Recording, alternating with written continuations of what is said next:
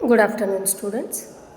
आज आपण या ठिकाणी BA द्वितीय वर्ष गृहविज्ञान विषयाचा मेजर पेपर जो आहे ज्याचं टायटल आहे वस्त्रशास्त्राची ओळख.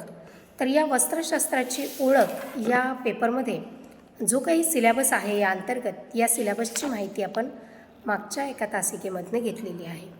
आज या पेपरचा आपण पहिला युनिट जो आहे तो म्हणजे तंतू ते कापड म्हणजे फायबर टू फॅब्रिक हा युनिट जो आहे तो आपण आज या ठिकाणी सुरू करणार आहोत. तर याच्यामध्ये आपल्याला सुरुवातीला बघायचं आहे त्याची इंट्रोडक्शन म्हणजे ओळख. आता वस्त्राची ओळख किंवा कापडाची ओळख तर ही कशी निर्माण झाली किंवा त्याची गरज माणसाला केव्हा वाटली किंवा त्याची निर्मिती माणसाने केव्हा केली. तर आपण बघतो की माणसाच्या ह्या मूलभूत 3 गरजा आहेत: अन्न, वस्त्र आणि निवारा. तर वस्त्र ही माणसाची मूलभूत गरज आहे, परंतु प्राचीन काळी वस्त्र जे आहेत ते फक्त ऊन, वारा आणि पाऊस या आणि नैसर्गिक आपत्ती यापासनं संरक्षण करण्यासाठी याचा उपयोग केला जात असे. कारण की मानव त्या काळी वसाहती अंतर्गत राहत नव्हता, तर तो गुहेमध्ये किंवा शेल्टरमध्ये असा तो राहत होता. म्हणजे झाडांच्या पालापाचोळ्यापासून तयार केलेल्या झोपड्यांमध्ये किंवा गुहेमध्ये राहत होता. आणि म्हणून त्याला फक्त स्वतःच्या शरीराचं संरक्षण करणं हाच मूळ उद्देश जो आहे तो त्याचा कापड परिधान करण्यामागचा होता.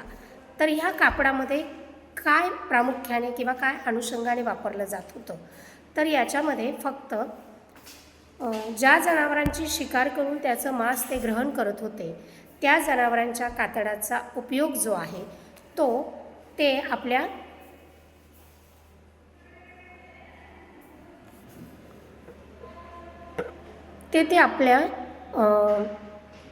शरीराच्या संरक्षणासाठी म्हणून त्या कातड्याचा उपयोग जो आहे तो शरीराला बांधण्यासाठी किंवा झाकण्यासाठी करत होता. त्याच्यासोबतच तो वेगवेगळ्या झाडांची पानं, त्याच्यानंतर झाडांपासून निघणाऱ्या साली याचा उपयोग देखील तो वस्त्रासारखा करू लागला. परंतु जसजशी मानवाची प्रगती होत गेली किंवा जसं मानव प्रगत होऊ लागला, तर हा प्रगत होत असताना त्याला काही गोष्टी म्हणजे त्याच्या बुद्धीच्या अनुषंगाने त्याला काही गोष्टी ज्या आहेत त्या लक्षात आल्या. त्या काही गोष्टी म्हणजे काय की लांब झाडांच्या जर साली निघत असतील तर त्याला जर एकमेकामध्ये जर त्यांनी गुंफलं तर त्याच्यापासून एक लांब दोरी तयार होते. म्हणजे ह्या दोरीपासनं मग नंतर ताना आणि बाणा म्हणजे उभा धागा आणि आडवा धागा, मग याच्यापासनं ह्या उभ्याला आणि आडव्याला जर एकामध्ये खालच्या वरच्या दिशेने जर गुंतवण्याचा प्रयत्न केला तर त्याच्यापासून एक अखंड असं कपड्यासारखं स्ट्रक्चर जे आहे, कापडासारखं स्ट्रक्चर जे आहे ते त्या ठिकाणी प्राप्त होत होतं.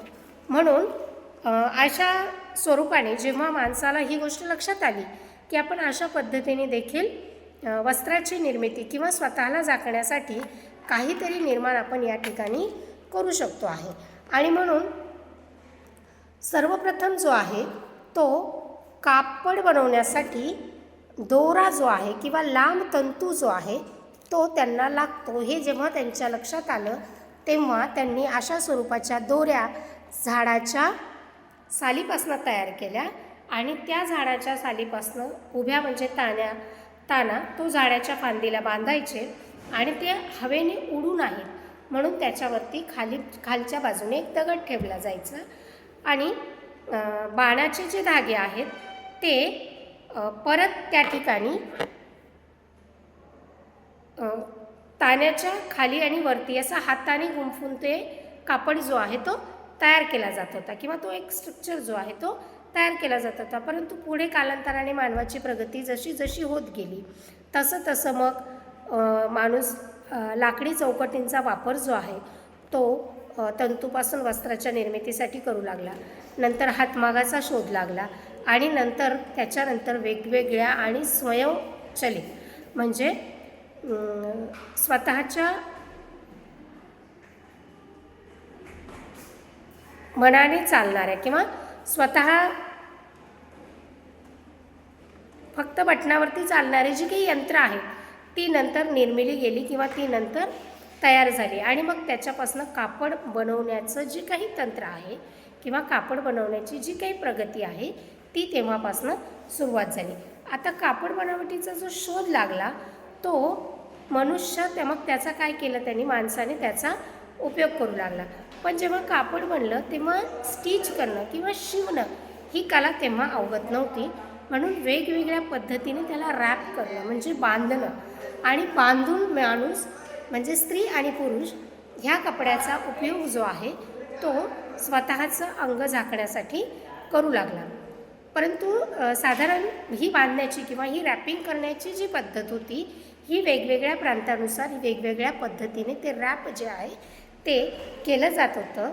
परंतु साधारणपणे 14व्या शतकापासून कापड घालण्याची जी काही स्त्री आणि पुरुषांमधला जो काही फरक आहे, बदल आहे, तो व्हायला सुरुवात झाली आणि पुरुषांचे कपडे जे आहेत ते स्त्रियांच्या कपड्यापेक्षा खूप साधे म्हणजे एकदम सिंपल असे त्या ठिकाणी असायचे आणि दोघांच्याही कपड्यांमध्ये असणारा आकार म्हणजे आकार तो वेगवेगळा असायचाच, शिवाय त्याच्यासोबतच त्यांचं स्टेटस म्हणजे सोशल स्टेटस आणि त्यांचं इकॉनॉमिकल स्टेटस किंवा व्यावसायिक दर्जा काय आहे त्यांचा समाजामध्ये, त्या अनुषंगाने प्रत्येकाच्या कपड्यांमध्ये बदल जो आहे, फरक जो आहे तो होऊ लागला होता. आता वस्त्र किंवा वस हा शब्द जो आहे तो वस हा शब्द जो आहे तो संस्कृत भाषेतील शब्द आहे. याचा अर्थ असा होतो की आच्छादने म्हणजे वस म्हणजे आच्छादन करणे किंवा झाकून टाकणे किंवा झाकून घेणे आणि या वस शब्दापासून वस्त्र या शब्दाची निर्मिती झालेली आहे.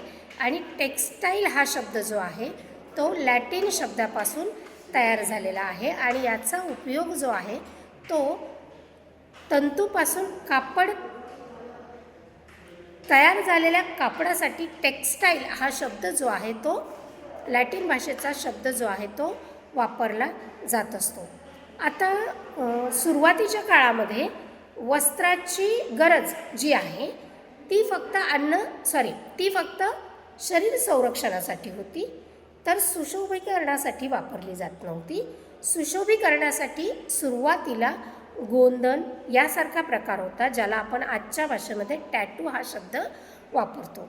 परंतु आता वस्त्राकडे शरीराला विभूषित करणे किंवा शरीराला सौंदर्य प्राप्त करून देण्यासाठी सुद्धा कपड्याकडे आता नव्यानं बघितलं जात आहे. आणि कापड जो आहे तो मानवाचा म्हणजे एक आवडता सब्जेक्ट जो आहे किंवा आवडता विषय जो आहे तो आता मानला जातो.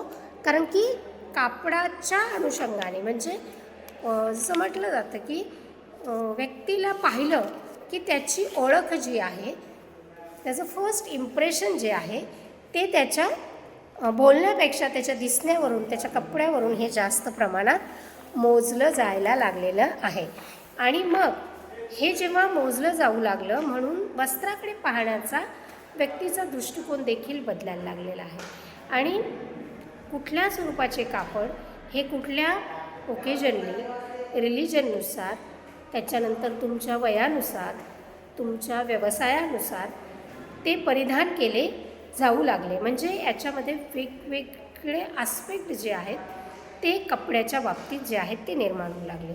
आणि एक महत्त्वाचा मुद्दा म्हणजे असा आहे की जे वस्त्र आपण घालतो किंवा जे वस्त्र आपण दुसऱ्याच्या अंगावर पाहतो त्याचे काही मानसिक परिणाम हे घालणाऱ्याच्या अंगावर आणि पाहणाऱ्याच्या मनावरती तयार होत असतात. आणि म्हणून याला वस्त्राचे मानसिक परिणाम देखील म्हटलं जातात.